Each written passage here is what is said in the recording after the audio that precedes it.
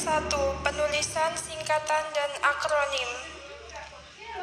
Pengertian singkatan dan akronim. A. Singkatan. Singkatan ialah bentuk kata atau kalimat yang dipendekkan yang terdiri atas satu huruf atau lebih. B. Akronim. Akronim ialah singkatan yang berupa gabungan huruf awal, gabungan suku kata, ataupun gabungan huruf dan suku kata dari deret kata yang diperlakukan sebagai kata. Penulisan singkatan. A. Singkatan nama orang, nama gelar, sapaan, jabatan, atau pangkat diikuti dengan tanda titik. Misalnya, A.S. Kramawijaya, Muhammad Yamin, Sukanto S.A. B. Singkatan nama resmi lembaga pemerintah dan ketatanegaraan, badan atau organisasi, serta nama dokumen resmi yang terdiri atas huruf awal kata ditulis dengan huruf kapital dan tidak diikuti dengan tanda titik.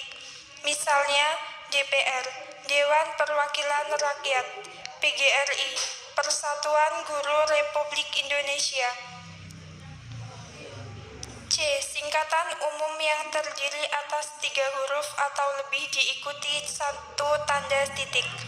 Misalnya, DLL dan lain-lain, DSB dan sebagainya, DST dan seterusnya, YTH yang terhormat. D. Lambang kimia, singkatan satuan ukuran, takaran, timbangan, dan mata uang tidak diikuti tanda titik. Misalnya, CU, kuprum, KG, kilogram, Rp, rupiah. Penulisan akronim. A.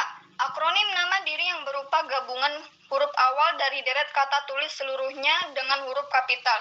Misalnya, ABRI yaitu Angkatan Bersenjata Republik Indonesia. LAN yaitu Lembaga Administrasi Negara. PASI yaitu Persatuan Atletik Seluruh Indonesia. IKIP yaitu Institut Keguruan dan Ilmu Pengetahuan. SIM yaitu Surat Izin Mengemudi. B. Akronim nama diri yang berupa gabungan suku kata dari deret kata tulis dengan huruf awal huruf kapital. Misalnya, AKABRI yaitu Akademi Angkatan Bersenjata Republik Indonesia. Bappenas yaitu Badan Perencanaan Pembangunan Nasional. IWAPI yaitu Ikatan Wanita Pengusaha Indonesia. KOANI yaitu Kongres Wanita Indonesia. SESPA yaitu Sekolah Staf Pimpinan Administrasi. C.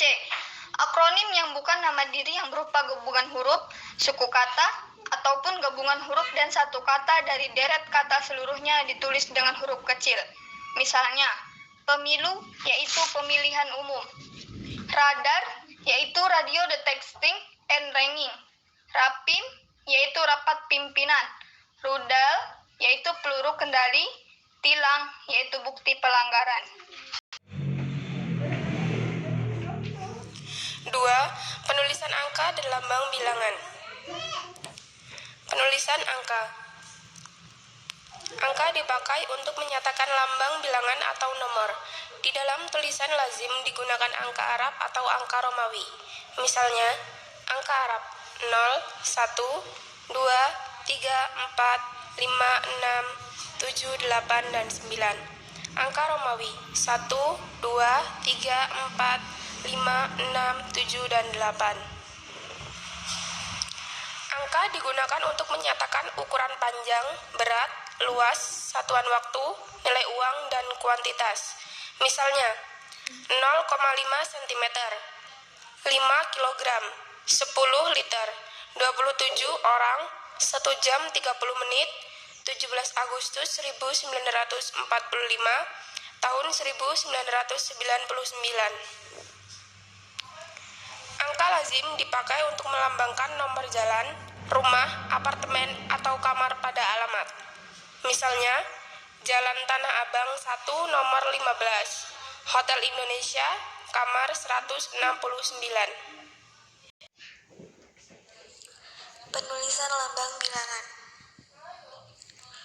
menuliskan lambang bilangan yang menggunakan huruf secara terpisah antara bagian dan awal seperti per pada pecahan, maka penulisannya disatukan dengan bagian lain yang berada setelah di belakangnya.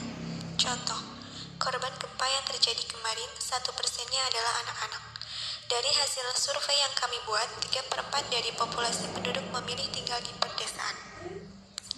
Untuk menyatakan lambang bilangan tingkat dari angka Romawi dapat ditulis dengan memakai tanda hubung ke, kemudian diikuti dengan angka atau dirangkaikan penulisannya jika angka tersebut dinyatakan dengan kata. Contoh, abad milenium dimulai dari abad ke-20 Masehi. Dia merupakan pemain bulu tangkis peringkat ke-7 tingkat dunia.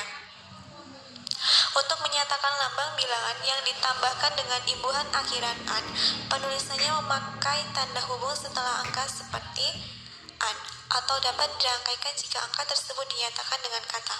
Contoh, gelanggang olahraga ini sanggup menampung sekitar 13.000-an penonton. Sebanyak 500-an orang telah terdaftar sebagai anggota perkumpulan ini. Untuk menyatakan lambang bilangan yang terletak di awal kalimat ditulis dengan huruf dan jika diperlukan, susunan kalimatnya dapat dirubah. Contoh, 200 pasang sepatu disumbangkan dalam acara bakti sosial kemarin. 2 orang peserta dinyatakan gugur karena terbukti menggunakan obat-obat terlarang. Untuk menyatakan angka dari suatu bilangan utuh besar agar mudah dieja dan dibaca. Contoh, total sumbangan yang terkumpul untuk korban gempa bumi ini adalah sebesar 650 juta rupiah. Pembangunan jalan layang ini memakan biaya sekitar 120 miliar rupiah. Untuk bilangan yang terdiri dari angka dan huruf tidak ditulis secara sekaligus keduanya kecuali dalam penulisan suatu dokumen resmi seperti akta dan kwitansi. Contoh, bulan lalu salesman itu menjual 2 unit mobil seharga 3 miliar rupiah. Asuransinya senilai 100 juta rupiah sudah cair tadi siang. Untuk bilangan yang menyatakan suatu jumlah atau bilangan ordinal ditulis serangkai dengan angka. Contoh, uang muka untuk sewa apartemen itu tertulis 25 juta rupiah. Karena lalai, ia didenda senilai 500 juta rupiah. Untuk menyatakan suatu urutan ditulis serangkai dengan angka. Jika menggunakan angka Romawi, maka bilangan tersebut ditulis berdiri sendiri. Jika menggunakan angka Arab, maka ditulis diawali kata hubung ke. Contoh, angka Arab, abad ke-21, angka Romawi, abad 21. Penulisan unsur serapan. Penulisan unsur serapan. Dalam perkembangannya, bahasa Indonesia menyerap unsur dari berbagai bahasa lain, baik dari bahasa daerah maupun dari bahasa asing seperti Sanskerta, Arab, Portugis, Belanda, atau Inggris. Berdasarkan taraf integrasinya, unsur pinjaman dalam bahasa Indonesia dapat dibagi atas 2 golongan besar. Pertama, unsur pinjaman yang belum sepenuhnya terserap ke dalam bahasa Indonesia. Kedua, unsur pinjaman yang pengucapan dan penulisannya disesuaikan dengan kaidah bahasa Indonesia. Dalam hal ini diusahakan agar ejaannya hanya diubah seperlunya sehingga bentuk Indonesianya masih dapat dibandingkan dengan bentuk asalnya.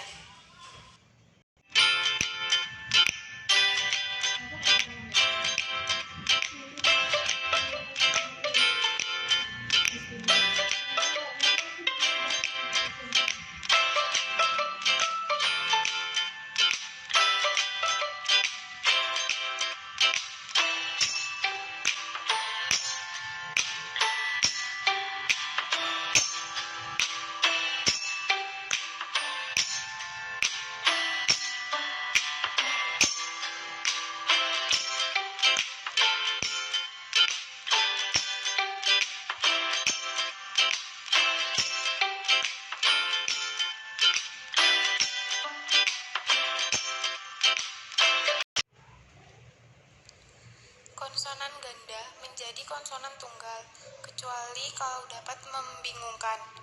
Misalnya, gabro menjadi gabro, commission menjadi komisi, acu menjadi aki, verum menjadi verum, tetapi mas menjadi masa.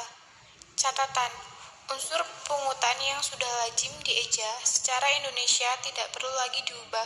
Misalnya, kabar, sirsak, iklan, perlu, bengkel, hadir. Sekalipun dalam ejaan yang disempurnakan, huruf Q dan X diterima sebagai bagian abjad bahasa Indonesia. Unsur yang mengandung kedua huruf itu diindonesiakan menurut kaidah yang terurai di atas. Kedua huruf itu dipergunakan dalam penggunaan tertentu saja, seperti dalam pembedaan nama dan istilah khusus. Akhiran asing. Di samping pegangan untuk penulisan unsur serapan tersebut di atas, berikut ini didaftarkan juga akhiran-akhiran asing serta penyesuaiannya dalam bahasa Indonesia. Akhiran itu diserap sebagai bagian kata yang utuh. Kata seperti standarisasi, efektif, dan implementasi diserap secara utuh di samping kata standar, efek, dan implement.